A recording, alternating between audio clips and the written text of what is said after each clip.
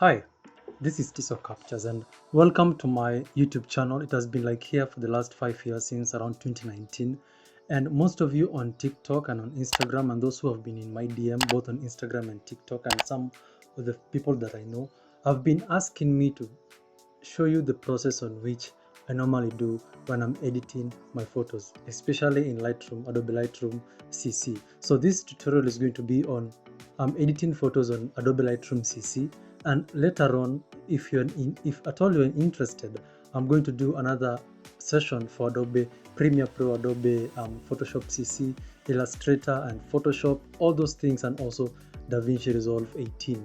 So let's go into the video. So the photo that you're going to use today is a photo that I took for Doreen. This is Doreen that I shot this photo, and I personally thought it is the best example that you're going to use. So now, one thing that you need to understand as a photographer, even before you edit your photo, the best thing that you can do for yourself is normally having the right exposure, especially when you're using natural light and when you're using artificial light, when it is on a cloudy day, when it is on a very sunny day, or it is very dark outside. Now it depends with how your photo looks. Most of the edits that you're going to do might not go hand in hand with your photo because the photo is not properly exposed, and it is not on focus probably, and it just doesn't look so good. Okay, for the 5 years that I've been doing photography, I have developed a set of presets, and I have, as you can see here, it is written Tiso Captures Preset Pack, and they're around there are so many, I think there are over 30.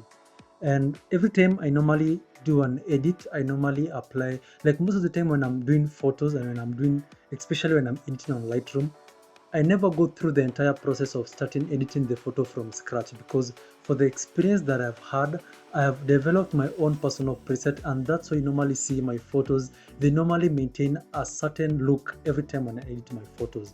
And this is because every time I normally edit my photo, I normally save a preset that I feel like it is something that I might not be able to do. So on this specific photo, we are going to do it from scratch. I'm going to try to give it a nice look, and you can save the edits eventually when you finish. Now let me go through this very fast. The reason as to why I normally use my presets is because it helps me to save a lot of time, especially when you're doing like events photo, or there are many photos that you have done. It is important for you to have preset. It makes the work easier for you, and probably you normally have a certain edit that you like, so you're going to choose from these ones. Now I'm going to go through very fast some of the edits, and probably it might not look so good at first. That's why you need to adjust each and every preset that you have. So as you can see here, like this one that is written Tiso Captures AFW004. When I did the shoot of the African Fashion Week, I developed a new set of presets, and there are like 4 of them. You can see this AFW1. I don't know why it's there. I think it should be somewhere here. So like when I developed this set of preset, I saved it. Okay, let's see real fast. Like this is another preset. You see, each and every preset that I select, it has a different kind of look. This one called Tiso Captures Afro Preset 001. I did another certain shoot of a friend of mine, and I developed a new set of preset, and I saved that preset because I knew I will not be able probably to recreate that kind of preset. This is black and white here. This blue tone. This looks most of the time good with product photography. And there's the brownish look, giving a vintage look. And this food photography preset. This looks best with food photography. And this different kind of presets that I have. When I did the Safari Rally, I saved the preset. You can see it is Rally 002, Rally 003, and I'm also going to do another video on that when I edited those photos. And believe you me, when you see how the photos looked before, you'll want to like know how I did them. Okay, so let's start from scratch. I'm going to close this part so that I will not be tempted to try and edit. So I have 4 photos here. I'm going to edit one photo, and then I'm going to paste that same edit on the 4 photos so that it can show you that when you're doing a shoot on a certain location, most probably the edit they're going to use on one photo, it is going to apply on all of the photos. That's why I'm telling you that it is important for you to have the right exposure on your photo. So let's dive in. I'm talking too much. Okay, so it depends with the photo, like especially like on this photo. Okay, let's just start from exposure. So I'm going to expose. I normally open the histogram. So when you look at my histogram, it means that my highlights are pretty exposed. So you can edit it from here if you want, but it does not do that. So the first thing I normally do is take the highlights down. So see the part of the whites, it looks like it has really gone down. So I come to the whites again. I see how it's going to look, but it doesn't mean that when it is so high that the photo is bad. Sometimes it might be the look that you're going for, especially like when you're doing a sunset shoot. You're going to crush the black so much, most probably, and it is something that you've done intentionally, so it does not really matter. Okay, so let's go to the exposure. Expose the photo a little bit. Go to the contrast. The thing I normally do, I normally like slide this thing left and right so that I can feel the photo. So I'm going to just leave it around there. The highlights, the first thing I normally do, I've crushed it to a -100. Okay, the shadows you can just leave it at that. Okay, the whites,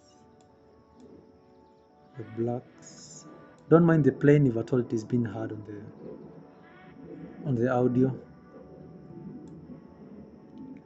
Okay, now the texture normally helps with the sharpness of your photo.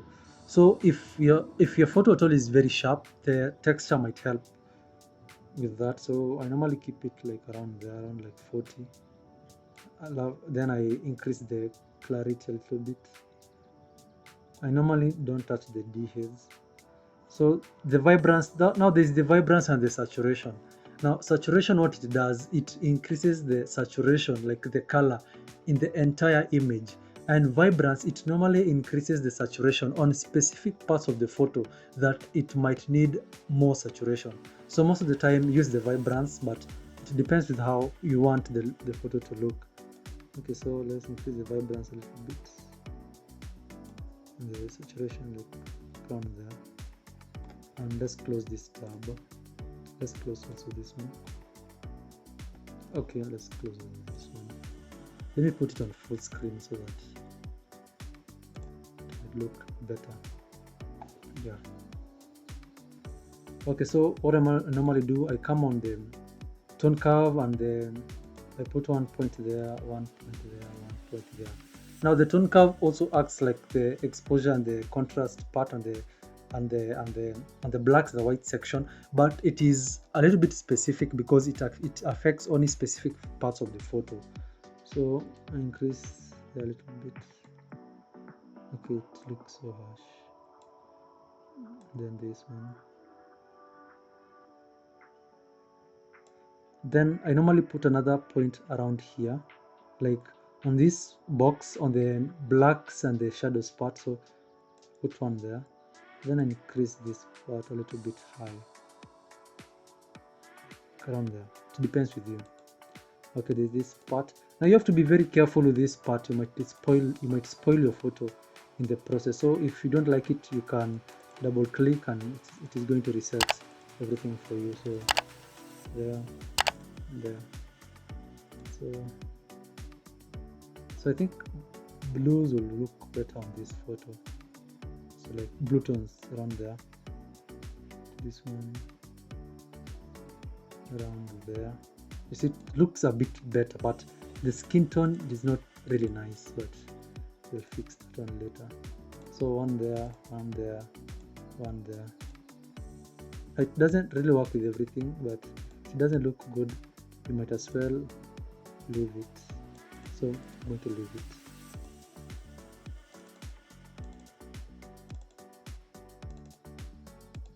Okay, there, one there, one there, and one there.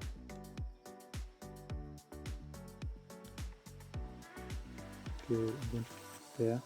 It actually neutralizes the blues, and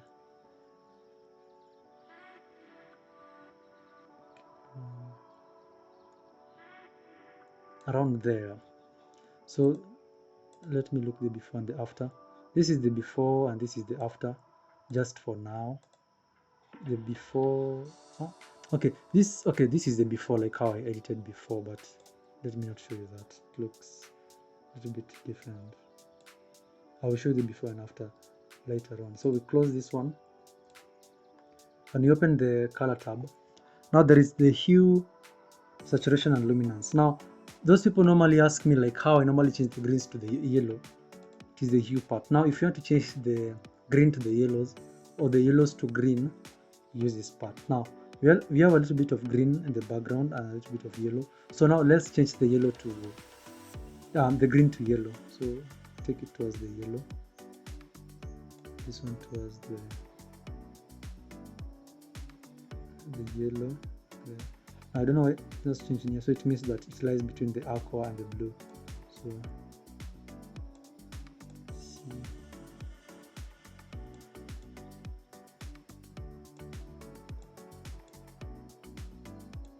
The skin tone normally lies between the red and the orange, so you have to be very careful. So we can increase the saturation of the yellow.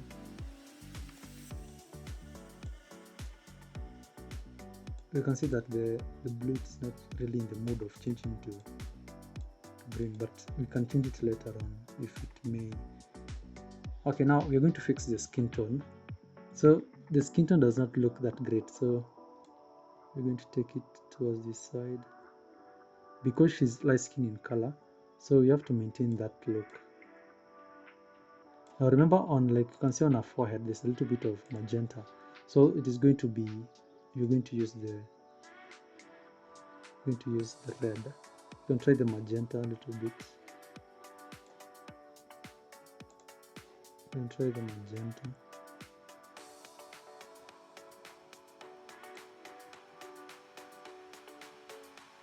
Okay, you can leave it like that. You can still adjust the skin tone later on in the post. Now we're going to increase a little bit of orange skin tone and the luminance. The luminance is going to affect on your skin, like there. Okay, we come to the color grading tab. Now what I normally do, now it depends on how the photo I want it to look. Now like here I'm going to like take it, you can just go around with it so that you're going to feel what you want. So I'll try there. So let's try here. See, it has already like given a nice look. Now this is the shadows. Now we're going to also do the same. You can try to give it a blue, but it's going to affect our skin tone.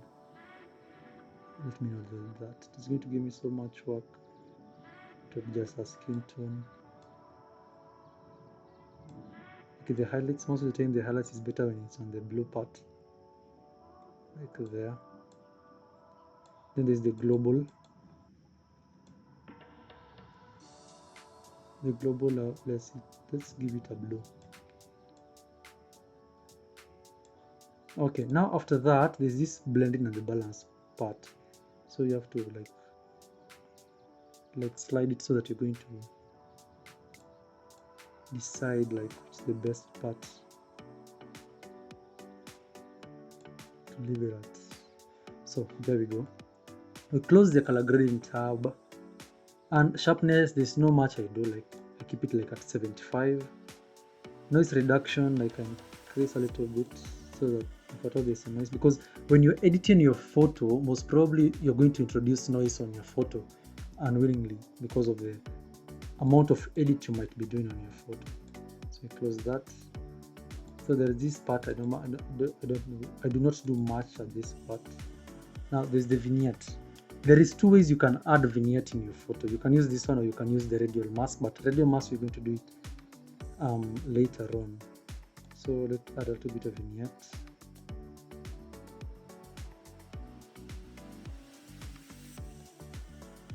Now we reduce this one and we close. Now there is the calibration.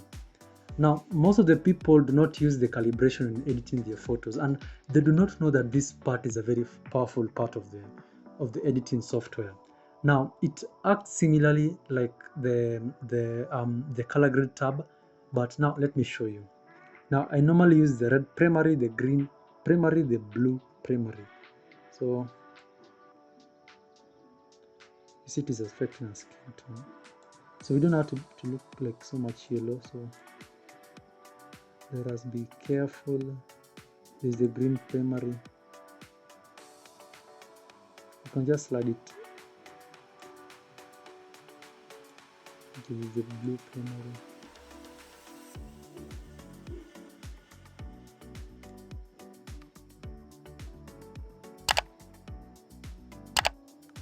Nice, it looks pretty nice actually. But now let's reduce the saturation here. She looks a little bit red, so we're going to go back to the color tab, the hue tab, and adjust it just nicely and slowly. I think that looks a bit better. Okay, actually it looks now pretty better. And now this part I've told you, like the radial mask. Okay, but the hair looks a little bit blue. It looks too blue. Let me fix that part first. Saturation, blues, like there.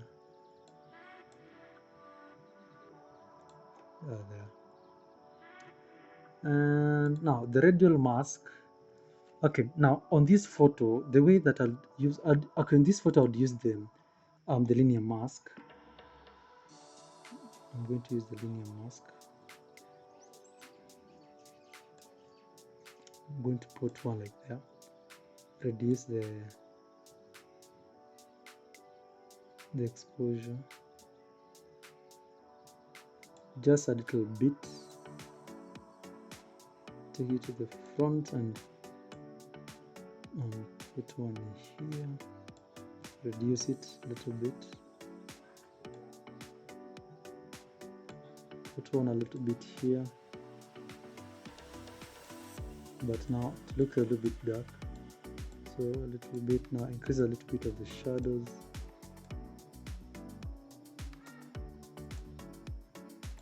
And I think we are just done. But now her skin tone looks a little bit too yellow. Saturation, yeah, I think that's better. So I'm going to keep like the before and the after. Now what I'm going to show you is that, okay, the previous edit looks like this, and this is how I've edited it right now. So this is an edit that I didn't have before. So what I normally do now, I will save this edit and I'll show you how we're going to save it. So this is the before. This is how I edited the first photo, the one you see on my Instagram, on my TikTok, and yeah.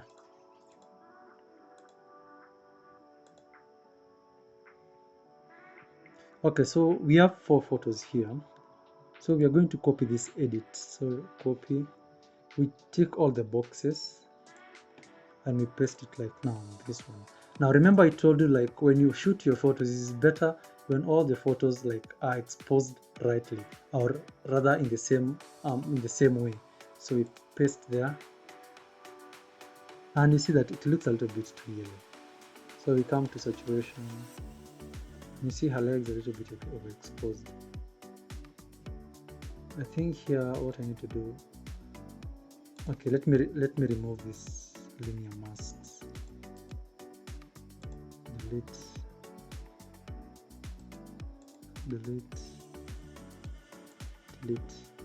So you have to adjust them individually. So there, I reduce the shadows. I think the blacks are too much, so I come here on the white part. Okay, no.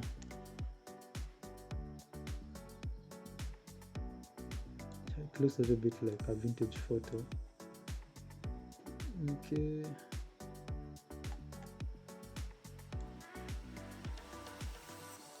Okay, what I can do is I'm going to adjust the vignette. Where is the vignette? Where is the vignette? Transformation or effects. Okay. Her legs look a little bit of exposed now. Linear mask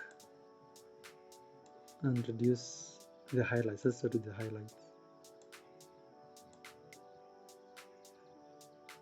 Yeah. There. Let me copy this. Okay. Let me not copy it. Now we have this photo. Paste. It looks too much. So we reduce there. We remove this part. We remove this part. Remove this part. So like you just need to adjust them individually, because like they are almost the same but not really. So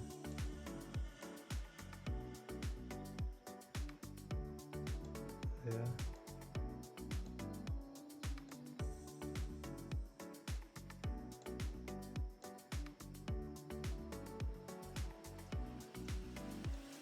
Yeah, but if I thought this photo I was doing it in Photoshop, I would have done much more adjustments, because it doesn't look so good. Okay, yeah, there. And let me take this a little bit down, and let's give it a little bit of blacks. That too much. There. Yeah, done that. And the last photo, but now it depends. Your editing depends with a lot of things, and that, okay, I'll not do that. Too much work. Now let's say, for example, I want to save this edit for another time. So come here,